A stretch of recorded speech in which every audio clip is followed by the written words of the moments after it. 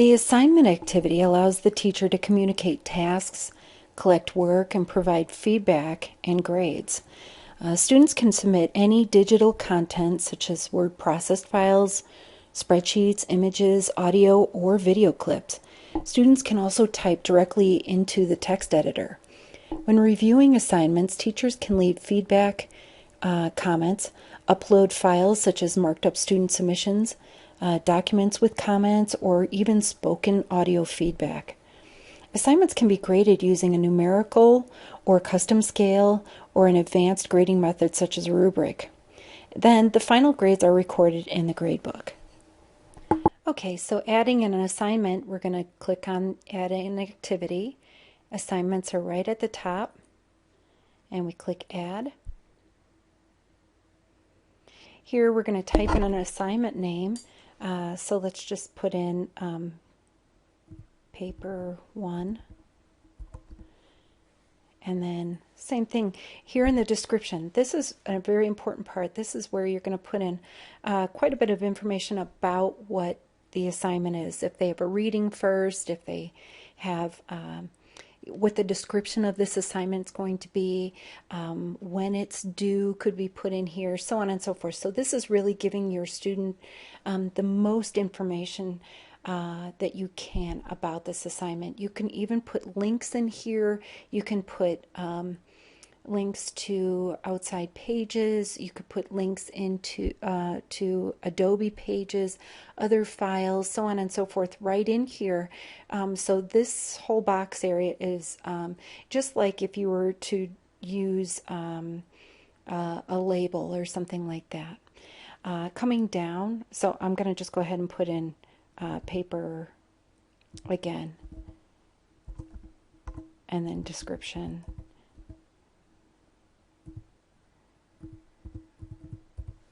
Okay, so as I'm coming down a little bit, here we're looking at dates. Now, right now I have them enabled.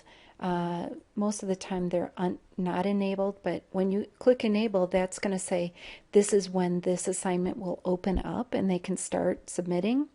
The due date, you may want to go, let's just say it's for a week later. And then if you want to have a cutoff date, let's say that you want to put it in for being, a week later than that, that would be the 18th.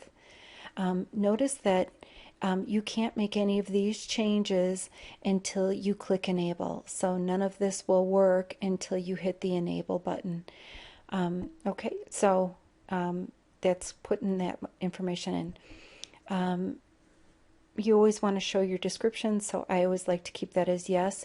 Require students to click the submit button. If you're going to have your students give you a submission and have you check it, and then they're not submitting their final, you could say no. But if they're just going to upload one example, in other words, this is their final submission, they're just turning in one assignment, you're going to want to change this to yes. Require that students accept the submission statement. I usually just like saying yes, that yes, they are submitting the assignment. Notify graders about the submission means that it's going to notify usually the teacher or the TA about the submission. So I usually put yes. If you don't need that, if you know everything is due on the 11th and you just want to go in and grade it, you can change that to no. That will stop your inbox or your email box from being overloaded with every single student's submission coming to your email. Notify graders about late submissions. If something's turned in late, again, you'll be getting an email about that. If you were working in groups, you could change this to yes, and then you would have options later for choosing which type of groups, or if you want it to just be random groups. But I'm going to go back to no here. Requiring all group members to submit means that each student in that group would have to click the submit button. If you say no, then if one student clicks submit for that assignment, it's submitted for all. So if you choose this to change this to yes, that means that every single student in that group has to click submit before it's submitted. And then grouping for students, this is where if I said yes for the grouping, then I would have more options here. Blind marking means that your assignments are coming in and they are not, they're kind of anonymous, and so that allows you to just grade and give information or feedback back, but not necessarily know. It might be good if you're looking for feedback about the course, so that you're not getting something from a specific person, and so it can remain anonymous. Online text. This is for if you want to type right into the assignment box and not have them upload a file separately. So for instance, if you just want them to go into that small WYSIWYG box or text file box and have them just type in their answers right into the box right online, you could use online text. If you want them to submit a file, you would say yes here. If you want them, this gives you the number of files. So for instance, if they were supposed to submit 5 files by the time they were done, you could put 5. If you want less, if it's just 1, you could do that. A maximum course for the course is 5 gigabytes per student. So in other words, it's just kind of a default setting there. Submission comments, if you want to allow the student to give you some comments about their submission. So for instance, they may want to tell you, hey, this was a great assignment, or I was having a difficult time, or I didn't understand page number 56, or so on and so forth. They could give you some comments here.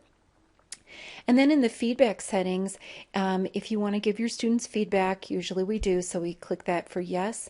If you are using an offline grading sheet, so in other words, you have a sheet that you fill out, you could say yes here. If you want to give feedback, in other words, if you want to submit their files back to them and you've marked them up, you would say yes here. The grade, so this is going to be how many points you would give them, or if you're going to use a scale, no grade, let's say it's worth 50 points, so you could come on down to 50. And that would be the grade. Of course, this assignment then would be automatically entered into your grade book as such, with 50 points being the maximum amount. We're going to just use simple direct grading, but again, you could use a rubric and so on and so forth if you wanted to use that. Right now, you could put in a grade category if you have your grade book where you have categories. Like for instance, I have assignments, fora, and quizzes for my categories. So this would be an assignment, so I will choose a grade category, so it will place it underneath that category, but you don't have to necessarily do that. And then we click save and return to course. So I'm going to turn off the editing and just show you what it looks like after we have it in. All right, and so here's paper 1, and we click on it. And so from your point of view as an instructor, you would click view and grade all submissions once those are in. Also, you know, if you were a student, you would click add a submission. So you would just click here for adding a submission. So that's kind of what that looks like.